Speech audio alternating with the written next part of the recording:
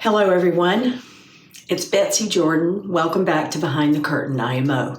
If you believe that truth still matters and that freedom means more than blind loyalty, then make sure you hit subscribe right now, because today you're going to see something that will completely shift the way you've been told to think about the word Antifa. You've heard the word thrown around. For years, it's been used as a weapon, a label meant to divide, a scare tactic to convince Americans that anyone who disagrees with authoritarian behavior is somehow violent, dangerous, or unpatriotic. But what if that label itself was the lie? What if Antifa doesn't mean chaos, but courage? Who else was Antifa? Oh, the colonial revolt against King George, the abolitionist revolts against the colonists, that guy Gandhi. But when did people start actually calling themselves Antifa or anti-fascist? Well, that started when Mussolini created these boys' clubs for boys that weren't so proud. Not very proud boys.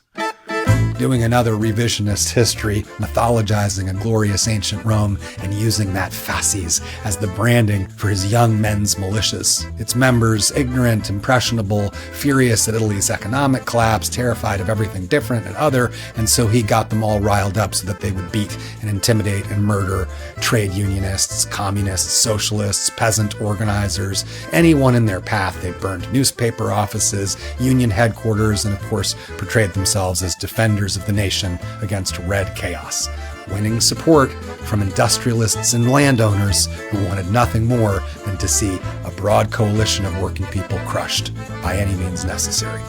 So Germans, seeing this, immediately started using that same word to describe similar nationalist groups rising in their midst, and by the late 1920s, Hitler's Nazi Party was now known across Europe as German fascism. And that's where Antifa Action sprung up, founded in 1932 to defend working people and minorities against Nazi violence. Of course, they were immediately declared a terrorist organization. Its members were imprisoned and executed by Hitler's regime. Here's why this matters today.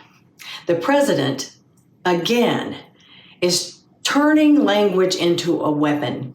He's calling protesters rioters. He's calling ordinary Americans enemies, and he's doing it because he feels threatened by No King's Day 2.0, when citizens in more than 18 countries and countless U.S. cities are standing up peacefully to say, you serve us, not the other way around. Is unbelievable what's going on in Portland, the destruction of the city. These are paid terrorists, okay? These are paid agitators. These are professional. I watched that last night. I'm very good at this stuff.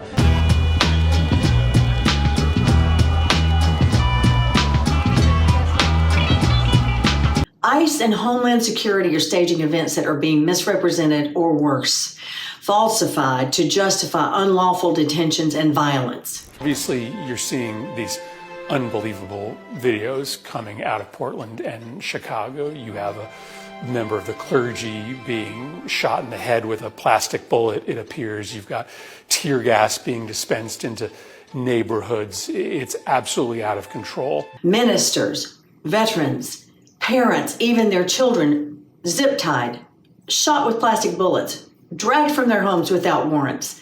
That's not law enforcement. That's lawless enforcement. But I want to talk to you about what happens after these incidents take place. Last weekend, a Border Patrol agent shot a Chicago woman who was involved in an altercation with CBP vehicles. Less than 3 hours after that shooting, DHS puts out a statement, and it makes these pretty remarkable claims to justify why the agent had no choice but to fire his weapon. But it turns out that many of those claims were either misleading or just plainly untrue. DHS, for instance, says that leading up to the shooting, federal agents were, quote, rammed by vehicles and boxed in by 10 cars. They put a specific number on it, 10 cars. That sounds really serious. But then they file the actual criminal complaint. And what the criminal complaint says is different. 2 cars.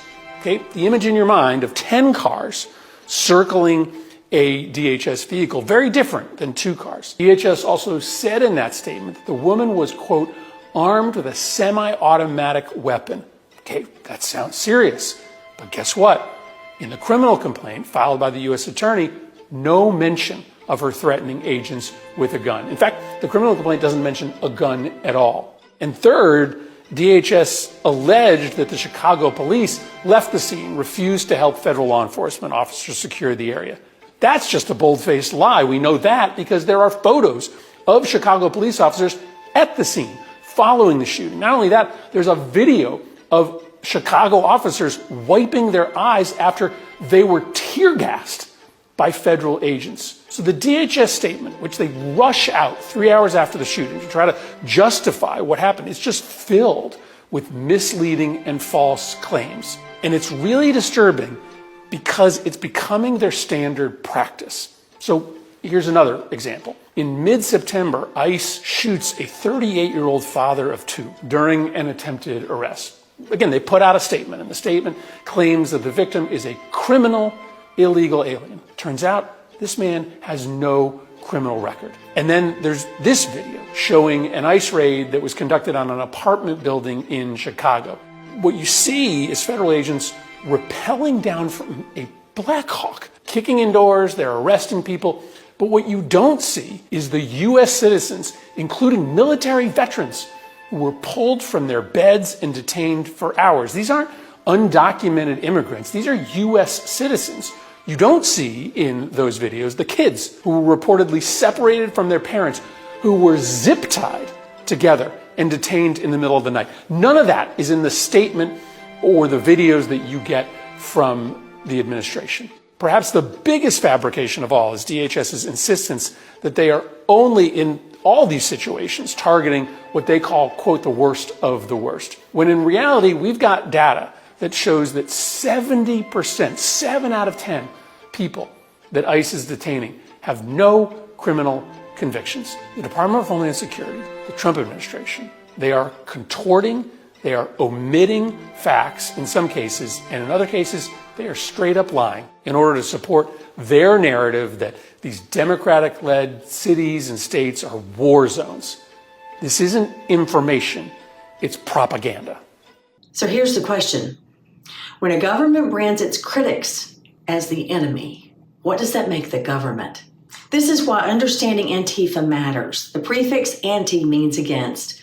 The root fa from fascism, it means anti-fascist. It means standing up to authoritarian control, not burning cities. It means the courage to say no to a crown and say yes to the Constitution. So tomorrow, today, and every day, protest peacefully. Stand for what's right, but never give in to violence. If police approach you, stay calm. Ask, am I being detained? If they say yes, say, I want my lawyer, and then zip it. Don't resist. Don't escalate. Just protect yourself and the people around you. Carry your ID. Lock arms if needed. And if things feel unsafe, sit down. Have a sit-in. Nonviolence is not weakness. It's strategy. And be prepared because law enforcement will be videoing you.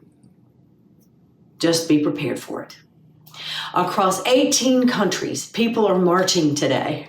You're not alone. We've got your back. If this helped you to see things more clearly, hit subscribe, share this video, and leave your thoughts in the comments.